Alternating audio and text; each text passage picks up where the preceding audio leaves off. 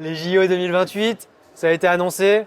J'aime beaucoup Clash Royale. C'est du vrai argent, tu penses? Si en fait je veux continuer en bloc, en diff, en vitesse peut-être, pour moi un des meilleurs grimpeurs au monde. J'estimerais la cote par exemple à un gros 9A sur cette voie de finale. Quand ça a été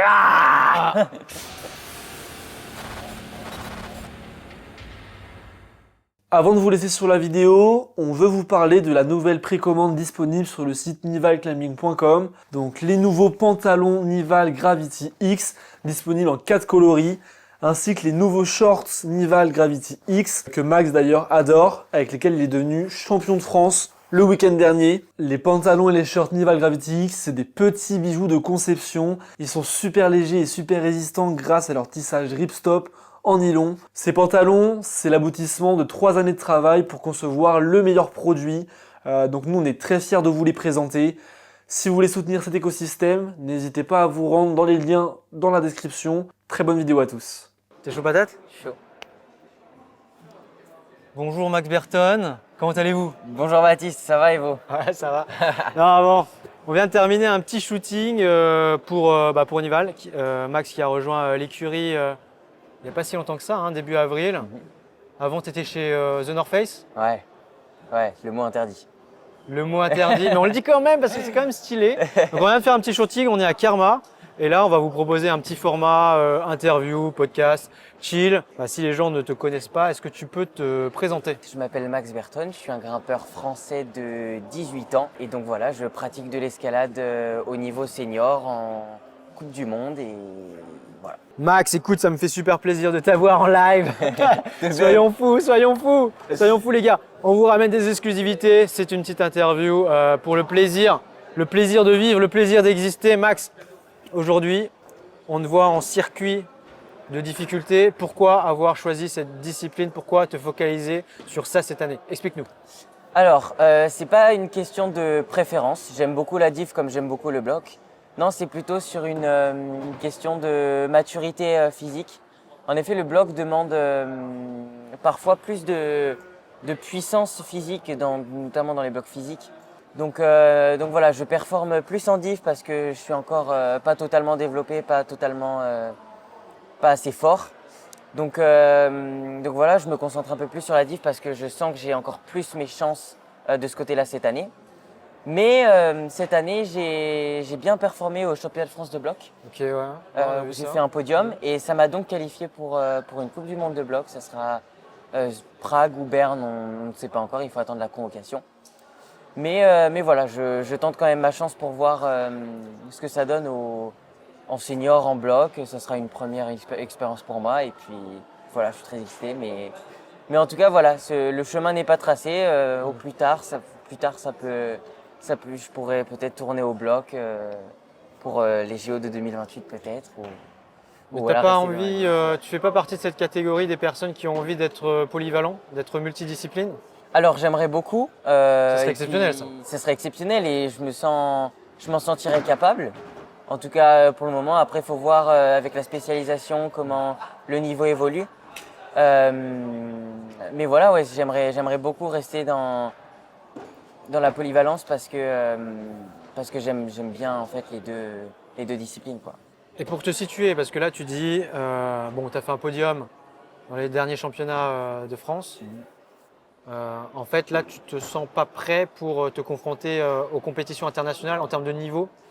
C'est pour ça que tu veux te focaliser sur le… Voilà. Parce que là, les gens, ceux qui vont pas comprendre, ceux qui débutent dans l'escalade, ils vont peut-être pas comprendre pourquoi tu es déjà dans le gratin du top français. Pourquoi ne pas faire du bloc sur les circuits internationaux? Voilà.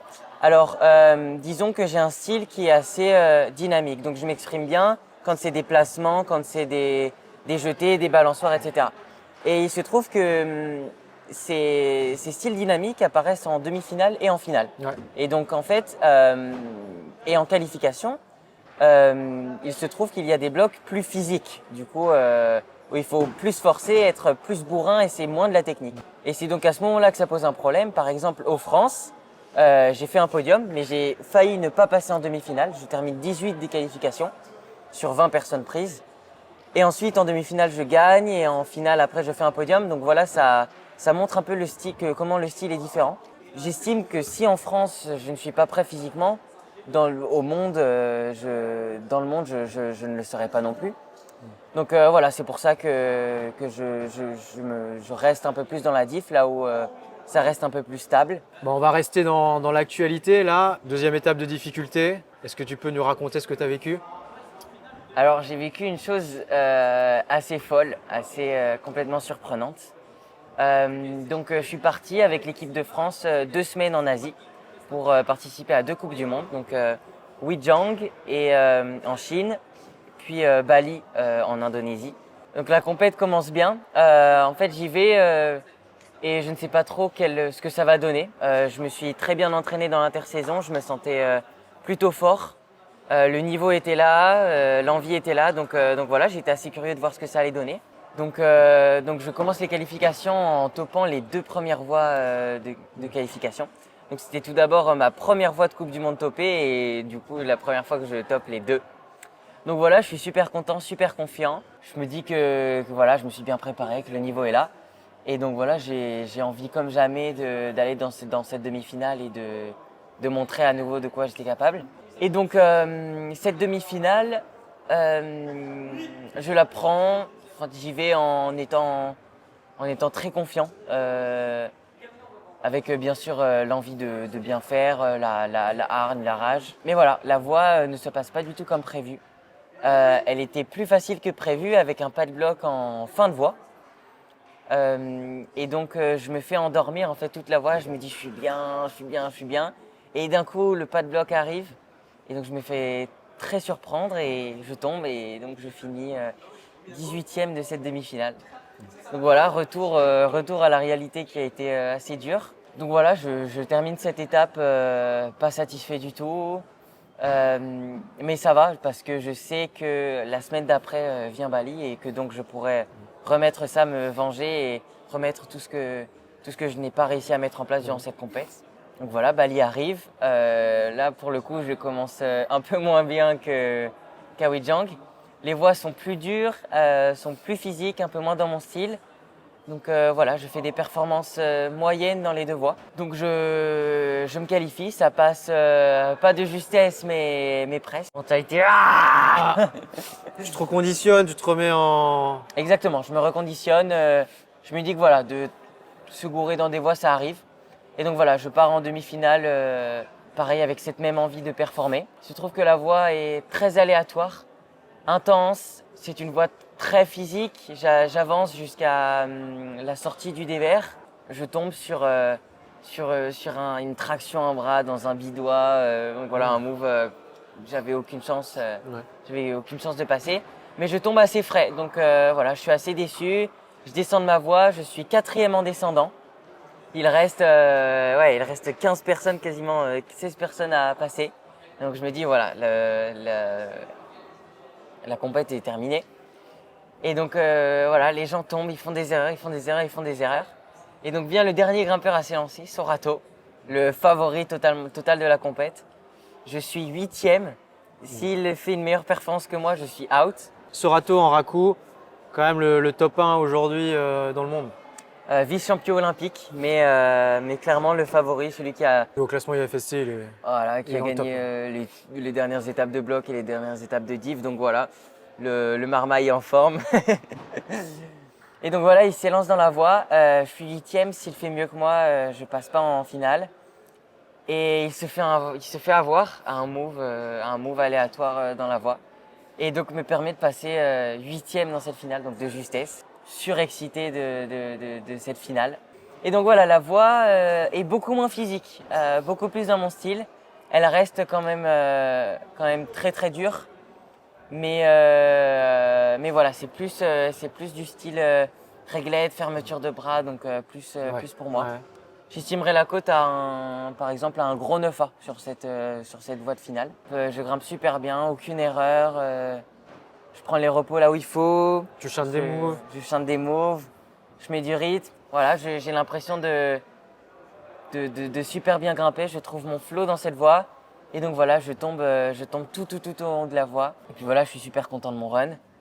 super excité de voir ce que les autres vont donner dedans. Et donc voilà, les grimpeurs s'élancent petit à petit, ils tombent plutôt bas sur certaines erreurs, ils commencent à monter un peu plus, etc. Donc vient le moment où je sais que je passe sur le podium.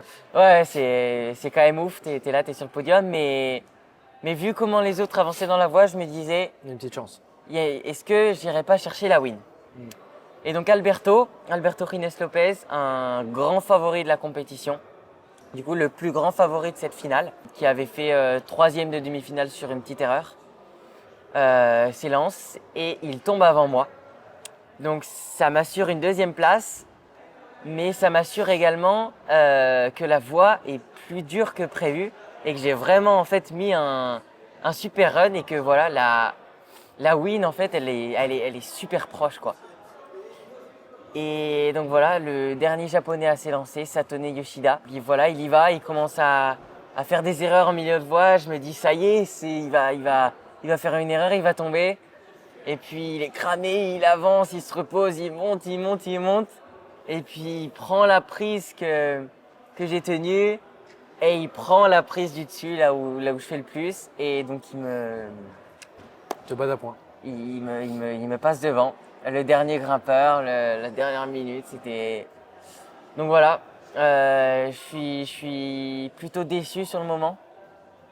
Quand tu es si proche de la victoire, en fait, tu te prends au jeu et tu y crois. Et en fait, ce sentiment que tu attends, cette pression que tu as, en fait, quand en fait, elle n'arrive pas, c'est plus triste qu'autre chose, quoi. Mais bon, voilà, je relativise tout de suite. En 10 minutes, le sentiment de tristesse, il est passé. Je suis très content de faire 2e et puis même d'avoir pu réaliser une performance dans une voie de Coupe du Monde. Faut pas oublier que c'est ta première médaille en senior. Premier Faut le podium. préciser. Premier podium en senior, ouais. Et ma 3e finale. Donc voilà, ça reste quand même quelque chose d'exceptionnel pour moi. Et donc voilà, une grande satisfaction suite à cette compète. Ouais. Est-ce qu'on peut voir ta médaille? Alors voilà la médaille. Voilà, elle est en argent, dommage qu'elle ne soit pas en or. IFSC Climbing World Cup Bali 2025, lead. Ça ressemble à ça. Voilà à quoi ça ressemble une médaille d'un circuit IFSC. C'est quand même assez lourd, hein. C'est du vrai argent, tu penses? Non. Non. C'est sûr que non. C'est sûr que non. Bon, en tout cas, félicitations Max. Merci beaucoup. C'était impressionnant. Bah, en tout cas, on est content que tu aies eu ta première médaille un mois après nous avoir rejoints. Et bah ouais. D'ailleurs, partons sur ce sujet. Comment est-ce que tu as connu Nival? Alors j'ai connu Nival avec l'ambassadeur Manu Cornu lors d'un stage à Innsbruck. Donc il grimpait avec ce pantalon et il faisait froid. Donc j'étais à la recherche de pantalons un peu techniques, un peu faits par des grimpeurs pour les grimpeurs. Et donc voilà, il me parle de cette marque. Il me le fait essayer, je grimpe avec et puis voilà, j'adore directement le textile, j'adore l'élasticité du truc.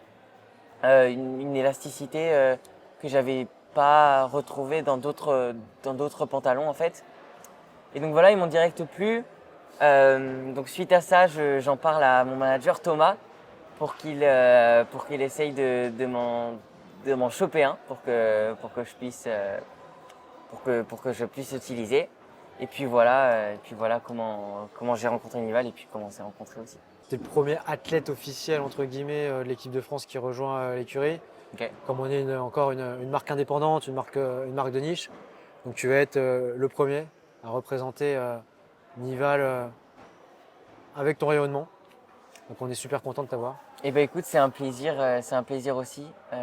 C'est un honneur de partager ces aventures avec vous. Parce que voilà, ça me fait plaisir, une marque de grimpeurs de si bonne qualité qui s'élance dans le marché. Ça fait plaisir et ça donne envie de les supporter. Donc voilà, c'est cool, je suis content de vous représenter. Bien, merci. On va peut-être parler d'un autre sujet. Aujourd'hui, comment tu t'entraînes? On sait que c'est le clan Berton, la relation père-fils.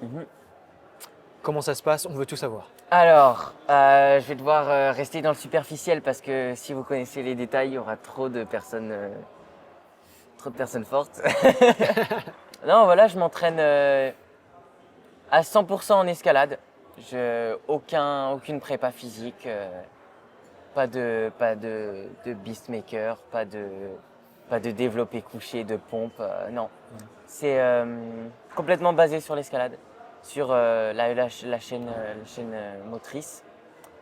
Donc voilà, mes séances, elles sont basées de div, de qualitatif, avec également du quantitatif. Voilà, après ça dépend des périodes dans lesquelles je suis. Par exemple là, je suis en période de div, donc je fais plus de la difficulté. Mais voilà, donc je suis qualifié donc, pour une Coupe du Monde de bloc prochainement. Donc je commence petit à petit à retoucher les prises du bloc pour me remettre un peu dans le style, parce que c'est un style complètement différent. Et pour ceux qui ne connaissent pas les qualifications, comment tu te qualifies à une compétition de bloc? Donc il faut tout d'abord commencer par les régionaux, les demi-France pour se qualifier au championnat de France. Donc cette année, les critères étaient le gagnant du championnat de France était pris pour la saison de bloc. Donc ensuite, il y avait par la suite un sélectif équipe de France. Donc voilà, celui qui était pris était le gagnant de ce sélectif. Puis était pris le meilleur du combiné, donc celui qui avait le plus réussi aux France de bloc et le plus réussi au sélectif d'équipe de France. Et donc voilà, le classement s'est fait comme ça. Et donc il y avait aussi les préqualifiés. Donc il y a Manu Cornu, Mejdi Schalk, Sam Avezou et Paul Gemft, qui eux n'avaient pas besoin de participer à ces étapes qualificatives pour être sélectionnés. Et donc voilà, ils avaient une pression en moins durant ces compétitions. Pour toi, c'est quoi l'escalade? Un métier? Une discipline de vie? Est-ce que c'est un lifestyle? Comment est-ce que toi, tu vois un petit peu cette vision de l'escalade? Qu'est-ce que c'est? Alors, tout d'abord, l'escalade, c'est mon kiff. C'est ce que j'aime faire dans la vie. Pour le moment, je ne me vois pas vivre sans m'entraîner en escalade, sans grimper. J'aime ce sport, en fait, tout simplement. Puis oui, c'est également un métier. Donc je suis encore lycéen, donc j'ai pas encore besoin entre guillemets de gagner ma vie. Mais oui, ça reste mon métier. Donc ouais, voilà, j'ai la chance de travailler avec des marques comme vous qui me soutiennent. C'est un métier, mais c'est également en fait, c'est également mon kiff. Donc en fait, voilà, je suis heureux de faire ça. Les JO 2028, ça a été annoncé. Split, ça split, bloc, div. Est-ce que tu te sens capable dans quelques années de pouvoir justement peut-être incarner ce grimpeur multidiscipline que tu as envie d'être? Eh bien sûr, c'est l'objectif. Je m'en sens capable. On va tout donner avec mon père. On va bien s'entraîner. Est-ce que c'est un objectif déjà? Parce qu'on sait qu'il y en totalement. a qui… Totalement. Après, moi, j'ai une vision où les JO, en fait, ça reste une compétition plutôt basique. Ça reste comme un championnat du monde, ça reste une compétition très importante, une des plus importantes. Donc voilà, ouais, je vais m'entraîner comme j'ai l'habitude de le faire. Et puis ouais, l'objectif, c'est d'aller chercher cette polyvalence, aller essayer de me qualifier dans les deux. Et puis voilà, au fur et à mesure de la saison avant, comme c'est dans un bon bout de temps, on va pouvoir voir, ajuster si en fait je veux continuer en bloc, en diff, en vitesse peut-être. Non, pas en vitesse. Ouais, on va voir, on va ajuster. Est-ce que tu es content de porter le maillot de la France, toi, tout simplement? Oui, je suis content je suis bien content de porter le maillot de la France. Notamment parce qu'il y a beaucoup de concurrence entre les Français. Le niveau français est très haut. Donc déjà, en fait, faire partie de cette équipe de France montre que tu as mérité ta place, quoi, que tu es fort, que tu es là, que tu n'es pas là pour rien. Et puis voilà, je vis ici, j'ai grandi ici, donc voilà, je suis content d'être français et content de représenter la France. Ouais.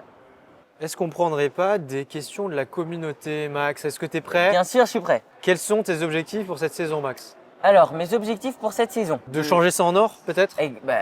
Alors attends. Déjà de refaire des finales en Coupe du Monde de diff. Parce que voilà, le niveau est très élevé.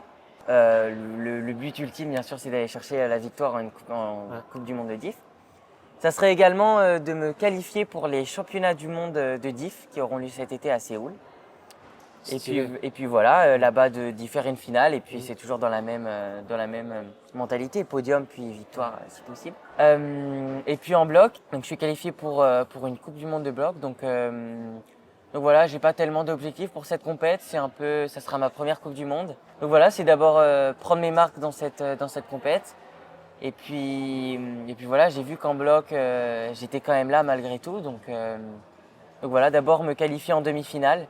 Puis en demi-finale, me qualifier en finale. Et puis en finale, aller chercher le podium, aller chercher la victoire. C'est pareil, c'est toujours dans la même mentalité. Je sais que tout est possible et que j'en suis capable. Donc voilà, c'est ça mes objectifs. Moi, j'ai une petite question là. Avant de reprendre une question, quand vous allez à des compétitions dans le monde, est-ce que vous avez quand même du temps pour profiter une journée? Est-ce qu'ils vous laissent quand même visiter la ville Alors, lors des Coupes du Monde qui sont loin, donc là par exemple on est allé en Asie, on avait 3-4 jours d'adaptation, notamment au décalage horaire. Et puis voilà, donc pour se remettre un peu dans le rythme du pays, de l'horaire, voilà, pour être dans des meilleures conditions pour performer. Donc oui, on a des jours de repos, des jours de réactivation où on peut sortir, voir la ville, se décontracter. Mais donc voilà, on sait qu'on n'est pas là pour ça. Et donc voilà, ça reste un peu secondaire, on reste concentré sur notre objectif. Mais oui, du coup on peut profiter un peu des pays où on va. Ouais. Une autre question un peu plus personnelle. Tu es un jeune homme quand même de 18 ans. On parle beaucoup, les interviews, ça parle beaucoup de tes performances, de la vie autour de l'escalade. Toi, qu'est-ce que tu aimes faire en dehors de l'escalade? Je suppose que tu as bien des petites folies. Est-ce que tu aimes bien jouer? Je sais pas, là tu peux nous parler de Clash of Clans. Qu'est-ce que tu aimes bien faire? Mec, j'allais en parler. J'aime beaucoup Clash Royale. Clash Royale, franchement, c'est un jeu tellement incroyable. Non, ouais, je pratique pas d'autres sports en dehors de l'escalade. Donc ouais, ça tourne autour beaucoup de mon téléphone, Instagram, les jeux mobiles, etc. Et puis beaucoup au lycée, enfin le travail au lycée parce que du coup je continue ma scolarité en même temps que je grimpe pour voilà, notamment m'assurer un futur si jamais ça fonctionne pas. Donc voilà, c'est juste ça en fait, ça fait que mes journées elles sont remplies. Je vais au lycée du matin jusqu'à l'après-midi, puis j'ai mes entraînements le soir, puis après j'ai un petit moment de décompression. Donc voilà, un petit film, un petit jeu. Donc ouais, voilà, je fais pas tant d'autres choses à côté, mais voilà, ça me plaît malgré tout. Oui, j'imagine que par rapport à d'autres gens de ton âge, tu vas pas sortir et faire la fête tous les samedis soirs, quoi. C'est sûr. Est-ce que ça, c'est un truc qui t'a manqué, qui te manque? Comment tu vois ça? Ouais, l'escalade de haut niveau, c'est connu pour être accompagné de sacrifices et voilà, de choses qui sont pas forcément agréables sur le moment même. Mais non, ça m'a jamais manqué, ça m'a jamais donné réellement envie parce que je le fais et je sais pourquoi je le fais. Et donc voilà, il y a les résultats qui arrivent, donc en fait ça me donne juste envie d'aller dans cette direction, de continuer ma régularité et voilà, les sacrifices ils sont là pour quelque chose et ça fonctionne, donc voilà, non, je dirais pas que j'ai de manque par rapport à ça. Ouais, après, tu gagnes en autre chose. Tu sûr. gagnes en prestige, en visibilité, C'est sûr, en bonheur, C'est des émotions incroyables, quoi. Exactement. Je pense que dans la vie, pour être heureux, il faut avoir un projet et puis tout donner pour le réaliser et puis voilà, tout faire pour et donc c'est ce que je fais de ma vie et c'est ce qui me rend heureux. Ouais. En tout cas, c'est pour ça que, en fait, moi, tu me fais beaucoup penser à ce que je fais avec Nival. Toi, tu es un jeune athlète, Nival, c'est une jeune marque. Il y a extrêmement de concurrence dans ce marché. Tu dois quand même beaucoup travailler, aussi faire des sacrifices. Donc ça se rejoint aussi ce côté athlète dans l'entrepreneuriat. Et c'est clair que ça procure des sensations et les sacrifices ne sont pas vains. Et puis voilà, c'est pour ça que je suis aussi content de vous représenter parce que Parce qu'en fait, malgré tout, je me représente dans votre marque, une nouvelle marque qui a faim, qui est là pour, qui est là pour tout casser, voilà, pour s'imposer dans le marché. Et voilà, c'est un peu la mentalité que j'ai moi dans mon sport. Et donc voilà, c'est ça, c'est cool. Bah, écoute, j'espère On ira loin. qu'on ira loin ensemble. Une LeBron James. Ah non, c'est pas, c'est une Non, c'est Michael Jordan. Michael Jordan et qu'on fasse une Michael Jordan. L'avenir nous le dira. Thomas, une dernière question de la communauté avant de clôturer, avant de terminer cette interview. Attends, je vais répéter. Est-ce que tu as un mentor, un modèle qui t'a guidé dans ton évolution de grimpeur? J'ai pas d'idole, j'ai pas de mentor. Je pars du principe qu'il faut idéaliser personne. Sinon, en fait, tu te fixes toi-même des limites. Et donc voilà, c'est pas ce qu'on recherche. Le but, c'est d'être le meilleur, c'est tout. Mais voilà, j'ai des grimpeurs. C'est des grimpeurs que j'aime bien, qui sont très forts, qui en fin de compte montrent un peu le chemin, qui disent que voilà, ce que tu penses qui n'est pas possible est possible et que voilà, moi je peux le faire aussi, tu vois. Donc voilà, il y a énormément forcément Adam Ondra, pour moi un des meilleurs grimpeurs au monde. Qui a été connu pour sa polyvalence folle. Hein. Tout à fait. Folle. Exactement. Il a été pendant longtemps un des meilleurs grimpeurs du monde. Donc voilà, je dirais que c'est lui le grimpeur qui m'a le plus accompagné, on va dire, dans mon développement personnel dans ce sport. Ouais. Max, tu as peut-être un petit mot de la fin. Est-ce que tu as envie de passer un message là à ta communauté? Soyez des loups, croyez en vous. Faites ce que vous avez fait à faire, faites des sacrifices, donnez tout et le travail paye. C'est un peu la mentalité entrepreneuriale, en tout cas on la voit. Max, merci pour cette interview. Merci à toi. C'est ta médaille, tiens, félicitations. Merci. Je te la mets, allez. Allez, une deuxième. Allez, viens, on se check. Et donc voilà, si vous voulez du contenu un peu plus de ce genre, des interviews, des vidéos avec le GOAT français, mais je dis Charles, non, Max Berton. Et bah abonnez-vous et puis voilà, à bientôt. On se dit à bientôt. Peut-être une vidéo sur Côté Bloc où tu vas grimper quand même. Bien sûr. Allez frérot. À la prochaine.